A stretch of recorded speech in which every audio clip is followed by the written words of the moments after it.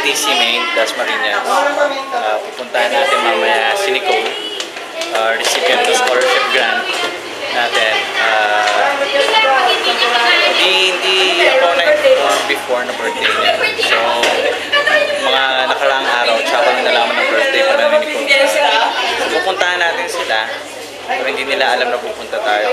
So, may dala tayong surprise. Yung scholarship grant na bibigyan natin. Plus, meron pa tayong extra surprise. Mamaya malalaman nyo. Kasama natin yung high school, pupuntahan natin sila.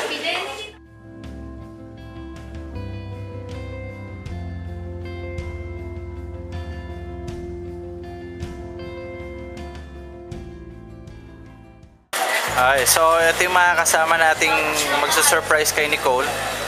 So meron tayong mga high school students at saka sa college department. Sasama sa atin mamaya. Ayan, sila Honey, si Jenny Rose, si Billy, si Mark, ayan, si Jack Rome, si Eliza, si Chris, tsaka si pangalan mo, sabi mo. Takasan mo. Jake. Ayan, pangalan. Okay? Para kilala nyo sila. Pupunta tayo, i-explain natin gagawin. Pupunta tayo kanila, Nicole. Iso-surprise natin sila dun sa balita na siya yung nakatanggap ng scholarship grant. Plus, birthday niya ngayon. So, meron tayo additional na surprise para sa kanya. Okay, so, ihahatid natin yun dun mamaya. Pupunta tayo sa bahay nila. Si Chris yung guide natin kasi siya nakakaalam ng bahay. So siya bahalang mag-guide sa atin. So just a few thoughts bago tayo umalis. Mga ano yung nararamdaman nyo knowing na meron tayong bibigyan ng scholarship grant. Tapos meron tayong surprise dun sa bata, sa family. So anong feeling? Anong expectations nyo? Anong feeling nyo? Excited. Excited. Excited sir na may Konting kaba, no? Konting kaba. Oo, kasi hindi natin alam kung ano magiging reaction nila, no? Hindi natin alam kung ano magiging response nila dun sa pagpunta natin. Anyway, so excitement, tsaka may konting kaba. Pero tutuloy natin. Part pa rin ng ministry. Sila kasi, so, sila yung music team. Extension ng part ng ministry nila, hindi lang sa loob ng school, ng campus at pagtugtog. So ito yung additional na ministry na gagawin nila na pagtulong sa ibang tao. So sige, mamaya pupunta tayo, tapos makikita na natin yung bata, si Nicole. Okay. Bye-bye na. Bye-bye. So si Marie Chris kasi yung nag-refer. No, siya yung nagdala dun sa bata sa Beatitudes para makakuha ng scholarship grant. Okay, so personally, siguro meron siyang gustong sabihin, no, regarding dun sa sa pagkakabigay natin ng scholarship dun sa bata. Anong mo? Smile. Masaya. Masaya. Bakit? Kasi excited yung bata na pumasok. Gusto niya talagang pumasok, no? Tsaka ayun, masaya. Okay. Nang nag-announce tayo na kung may kakilala kayong mga batang hindi nag-aaral, na hindi kayang pag-aralin ng magulang, dalhin nyo sa school, bibigyan natin ng scholarship. So, siya ba agad yung naisip mo? Siya yung pumasok sa isip mo o naghanap ka pa? Ayun, siya na po. Ha? Siya na yung naisip mo. Okay? Kasi di ba sabi niya po yung mga hindi kayang pag-aaral? Sa kanilang pamilya ko, siya lang, wala akong nag-aaral. Kaya naisip ko siya kasi nag-practice po siya magsulat. Okay. So, bakit ka nag-decide? No? Doon sa announcement natin kasi, sabi ko, maghanap kayo ng mga batang hindi nakakapag-aral, di kaya pag-aralin. Karamihan, no, hindi masyadong nagkaroon ng response doon sa announcement natin. So, bakit ka nag-decide na maghanap ng batang matutulungan? Ano yung pumapasok sa isip mo nun? Kasi sayang ang opportunity. Oo. But wala man lang na kaya inisip ko. Okay. So, nag-decide ka na mag-participate dun sa program natin kasi gusto mong makatulong din. Okay. Ayan! Dito na tayo, ha. Ano lang kayo, standby lang kayo, tatawagin ko kayo. Tayo susi mo.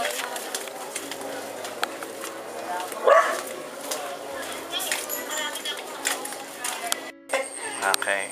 Ayan, so magandang gabi ho, ano? Na-explain na ho namin, no, nandito ho kami para i-present yung ating Certificate of Scholarship kay Nicole. Opo. No, at ganun din ho, no, meron din no tayong, sabi ko nga, surprise tayo mamaya. Kaya, Nicole ha, kailangan behave ha. Mamaya may surprise tayo. Birthday mo kasi. Okay. Si Naida, vlog ko. Ano ako, 32 sa October 19. Sa October po. 69 ako. Okay. Nanganak ko 69. Ilan po ba yung anak natin? 4. 4 po. Pang ilan po si Nicole? Pangatlo. Yung pong karga ninyo? Bunso. Bunso. Asan pa po yung iba? Nasa labas. Nasa labas. So, okay. I see. So, sa inyong mga anak na, ano, may nag-aaral ho ba ngayon? Wala po. Wala po. Siya pa lang, kung saka, siya pa lang po. Oo, talaga. Sakali man lang. Oo, blessing ho, ano. So, yun nga po, no, may program kasi yung school na Adapt a Student na meron po tayong bibigyan ng scholarship at ano, very, very blessed ho talaga si Nicole kasi nabigyan siya ng scholarship ng school. Yan. Sa ngayon po ba, ano po ba yung pinagkakakitaan natin? Naglabada lang po ako. Labada po. Opo. Yung asawa niyo po? Contraction lang sa minsan. Pag umuulan, walang trabaho, walang kita. So talaga medyo ano ho talaga, no? Opo. Hanggang sa pagkain lang talaga. Opo. So yun po, no? So na-explain, may tanong pa ho ba kayo regarding doon sa... Okay na po. So yun po, meron ho ba kayong gustong iparating doon sa ating board, sa presidente? Okay lang, papasalamat ako sa inyo Opo. na tumulong sa anak ko. Opo. Merry Christmas. Opo.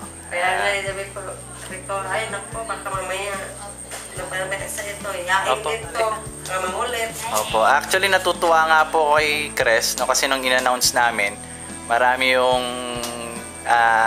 hindi nag-respond. Kaya No? sabi ko sa kanya, baka mamaya na, hindi namin kaya. Hindi po. Kasi hirap lang Oo. kami. I-assure naman namin kayo. Walang-wala. Opo.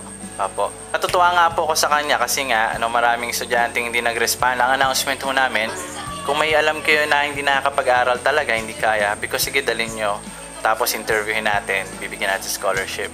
So doon po sa mga high school namin, isa ho siya sa mga nag-respond talaga.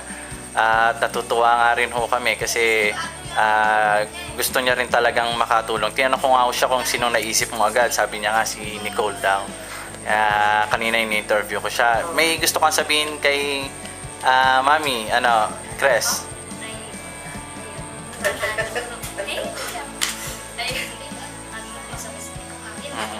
Isama ko lang ni Marie Cres. Opo. Sige, doon ka, baby. Doon. Dito kami, isama ko. May message ka naman kay Nicole, Ate Cres. Mag-aral ka. Mag-aaral ka. Alam mo, sa totoo lang, gusto nga niya mag-aral, nagwawala. Maaral na nga ako. Opo. Sabi ko, yan mo, kasi sabi nito, at antay ka lang. Opo. So kay Cres po, may gusto ko kayong sabihin. Kaya pasalamat ako dito sa kanila na naawa sa anak ko, sa amin. Malaking bagay na rin sa amin yun. Malaking tulong na rin. Lalo na sa inyo. Opo. School. Masalamat din ako. Yan lang po. Okay, sige po. So sige, no? Sabi ko kanina, bibigay natin yung certificate. Tapos may surprise tayo. So sige, tatawagin lang natin yung... Sabi niya, Mama, anong handa ko kung wala talaga anak? Pasensya ka na, wala talaga. Certificate. Ayan po. Sige, papakuha po natin yung certificate, no? Bibigay natin kay Nicole. Nicole, excited ka na pumasok? Opo. Ha? Opo. Kailan ba birthday ni Nicole? Tinanong ko si Cres. Sabi niya, August 11. oo. Akala ko nga ako 7. Yung pala 11. Kaya sabi ko, sige. Magandang birthday gift kay Nicole. Bibigay natin sa kanya yung kanyang certificate ng scholarship sa birthday niya. So, meron na kaming birthday gift sa'yo. So, ito po yung ating certificate po, no? Na nag-entitle kay, tama po ba yung kanyang name? Check natin, Jenny Nicole. Ayan. So, with sign po ng ating principal at president po, founder ng Beatitudes. No? So, ito po si Ma'am Glois, isa po sa mga staff po ng school, representative din ho ng Beatitudes. So, siguro dalawa sila ni Cres. Ayan, iaabot to sa inyo. Dito ka sa kabila, Ma'am Glois. Ayan, hawak mo, be. Yan, nahahawak mo ha. Ano sabihin mo? Salamat po.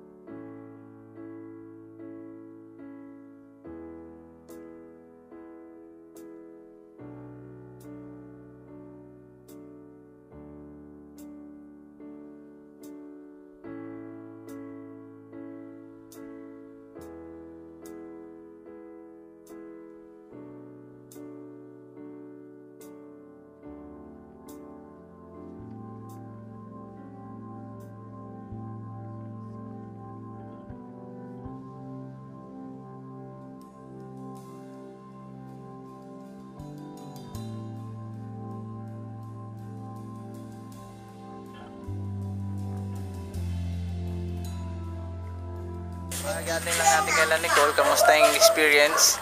Anong pwede nyong i-share sa mga fellow Biatinians nyo, mga kapanood? Anong ha? Nakaka-touch. Okay, iba? Anong gusto nyong i-share? Ano sir, di ko po talaga akalain na ganun po yung bahay nila kasi nakita ko yung video lang yung nagbibigay ng liwanag sa ano, hindi yung lampara lang po. Kasi nakakano po talaga, ganun po yung naging sitwasyon po namin dati. So parang nabibless po ko na totoo nga na mabalad pa rin po kami or yung mga, kasi hindi po kami nakaranas ng sobrang ganun. Kasi may kita po naman natin yung sitwasyon nila. So napaka-blessing po na makasama po sa gawain na ganun po yung sitwasyon na nakita po namin. So nagbigay po na encouragement sa bawat isa sa amin. Ayan. Okay. Kaya naman sa ano, hindi ko talaga inakakaya na ganun po wala sila kahirap. Wala palabas sila ng kuryente. Masaya po kasi kahit sa simpleng bagay lang po nakatulong kahit sa bata. Okay. Meron pa? Meron gusto mag-share? Naiyak na siya. Wala na siya masabi. May gusto ka sabihin, honey? Hindi labas mo yun. Ha? Saya. Utang po. Okay. Masaya po pag nakatulong kasi sa tao. Mararamdaman mo. Ganun pala yung pag nakatulong ka. Masaya yung Okay. Aha. Okay. So meron pa? Meron pang gusto mag-share? Wala na, wala na? Wala na. Si Chris masaya na yan kasi okay.